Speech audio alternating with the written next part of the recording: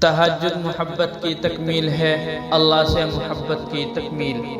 باقی نمازوں پہ انسان اللہ کی پکار پہ اس کی جانب جاتا ہے، مگر تہجد کے لیے انسان پکار کا انتظار نہیں کرتا ہے، بس نیند سے غافل ہو کر تڑپتے ہوئے دل کے ساتھ اللہ کی جانب سسکتے ہوئے دوڑا چلا جاتا ہے۔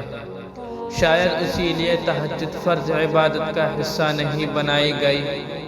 یہ تو بس وہی پڑھ سکتا ہے نا جس کو اللہ سے عشق ہو گیا ہو، ایسا عشق جس کے بعد محبوب سے گفتگو کیے بغیر دل کہیں چین نہیں پاتا ہے۔ تبھی تو اللہ کی سب سے لاڈلی عبادت تہجد ہے، اور اس تک اللہ اپنے لاڈلے بندوں کو ہی رسائی دیتا ہے، کبھی غم دیکھ کر تو کبھی راتوں کی نیند اڑا کر۔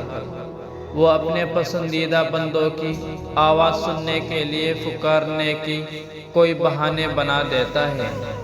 نہ آزمائش ہمیشہ رہتی ہے، نہ یہ مرحلہ مستقل ہے۔ وہ جو عاجل ہے وہی کفیل بھی ہے، وہ جو دور لگ رہا ہے نا تمہیں وہ تمہارے قریب بھی ہے، وہ جو دور لگ رہا ہے تمہیں وہ تمہارے قریب بھی ہے۔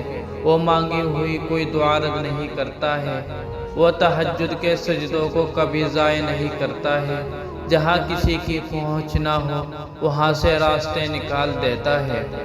تہجد بہت طاقتور عبادت ہے، کیونکہ یہ ثواب یا گناہ کے خوف سے عاری ہے۔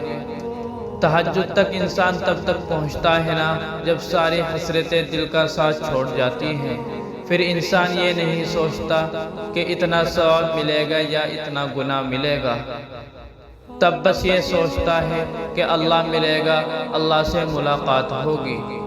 پھر تہجد کا پہلا سجدہ آخری سجدے کی طرح کیا جاتا ہے، جیسے ابھی جان نکل جائے گی، جیسے ابھی اللہ کی محبت سے دل پھٹ جائے گا۔